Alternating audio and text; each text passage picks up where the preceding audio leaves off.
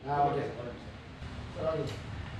ஆனால் இப்போ கள்ளச்சாராய விவகாரம் வந்து பெரிய லெவலில் போயிட்டு இருக்கு. அந்த வழக்கை சிபிஐக்கு மாற்றணும்னு சொல்லி பல்வேறு கோரிக்கைகள் வச்சிருக்காங்க. எப்படி பாருங்க? யார் வச்சிருக்குது? அண்ணாமலை உள்ளிட்ட அவங்க சொல்கிறாங்க. எதிர்கட்சிகள் வச்சிருக்காங்க. சிபிஐ விசாரணை பற்றி பேசுவதற்கு எடப்பாடிக்கு லோக்கஸ் தண்டி இல்லை.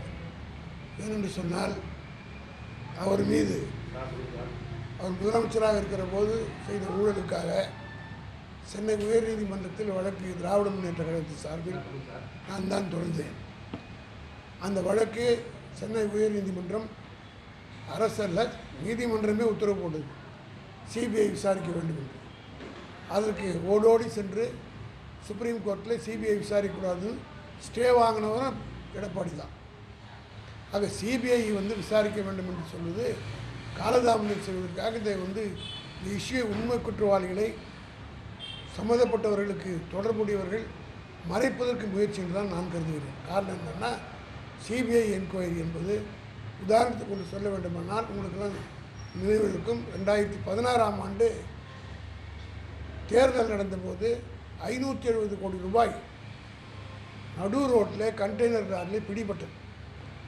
அந்த 570 கோடி ரூபாய் பிடிப்பட்டதை யாருடைய பணம் என்று தெரியாததால் அது அன்றைக்கு தேர்தல் ஸ்குவாடு பிடிச்சது, எலெக்ஷன் ஸ்குவாடு பிடித்த நேரத்தில் அது குறிப்பிட்ட ஒரு கட்சிக்கு சொந்தம் என்று என்னை போன்றவர் சந்தேகப்பட்டோம். திமுக சந்தேகப்பட்டது.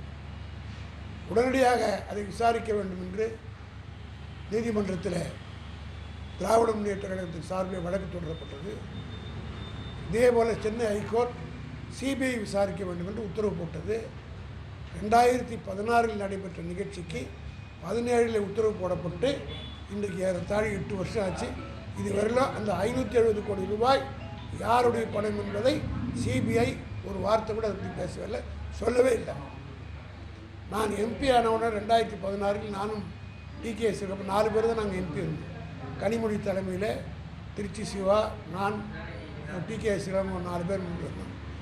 உடனடியாக இந்த நீதிமன்ற தீர்ப்பு ஒரு 6 மாதத்திற்கு பிறகு டைரக்டர் ஜெனரல் ஆஃப் சிபிஐயை நானும் டிகே சிவமும் நேரிலே போய் டெல்லியிலே சந்தித்து supreme court CBI high court Chennai high court உத்தரவு போட்டிருக்கிறது. ஆனால் அந்த 570 கோடி ரூபாய் பற்றி இது எஃப்ஐஆரும் போடவில்லை, எந்த நடவடிக்கையும் எடுக்கவில்லை என்று நேரடியிலே போய் சொல்லிவிட்டு வந்தோம். ஆனாலும் இதுவரையில் எந்த நடவடிக்கை எடுக்கலை. 8 வருஷம் ஆச்சு. உங்களுக்கே தெரியும், 570 கோடி ரூபாய், 1 ரூபாய் 2 ரூபாய் இல்லை, 570 கோடி ரூபாய் பணம். இது யாருடைய பணம் என்பதை இதுவரையிலும் தெரியல. இதுதான் சிபிஐனுடைய என்கொயரி. ஆகவே ஆனால் அதே நேரத்தில் சிபிசிஐடி விசாரித்த விசாரணை நடப்பதில் எல்லாமே எவ்வளோ சீக்கிரம் முடிந்திருக்கிறது என்பது உங்களுக்கு தெரியும். ஆக இதை ஏதோ எனக்கு இவங்க சிபிஐ கேட்கறதுக்கே காரணம் அண்ணாமலை கேட்பதனுடைய நோக்கம் புரிகிறது. அவருடைய ஆட்கள் யாராவது சம்மந்தப்பட்டிருக்கிறாரா காப்பாற்றுவதுக்கு. ஏன்னா மத்திய சர்க்கார் நினைத்தா ஒருத்தர் மேலே இடி ரைடு பண்ணுது, அவர் கட்சி மாறினோடனே அவர் மேலே வாபஸ் வந்து சிபிஐ கேஸ் போடுது, அவர் கட்சி மாறி போனால் மாறி.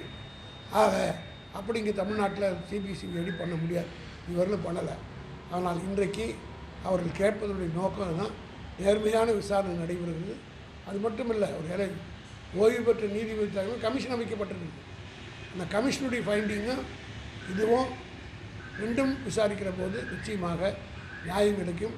யார் தவறு செய்தார், எவ்வளோ பெரிய ஆளாக இருந்தாலும் சீஃப் மினிஸ்டர் தைரியமாக சட்டசபையில் இதுவரையில் எந்த சீஃப் மினிஸ்டர் சொல்லாத அளவுக்கு மாறுதட்டி சொன்னார், எதிர்கட்சி வாங்க பதில் சொல்கிற நான் கூப்பிட்டார், வரல.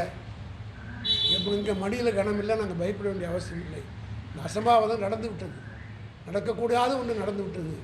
இதற்கு பின்னாலே இருக்கக்கூடிய சதி என்ன, யார் யார் என்னென்ன செய்தார் என்பதெல்லாம் வெளிச்சத்துக்கு வரும்போது அது சிபிசிஐடி என்கொயரி மூலமாக நிச்சயம் வெளியில் வரும். சிபிஐனுடைய கடந்த கால வரலாறை நான் சொல்லிவிட்டேன்.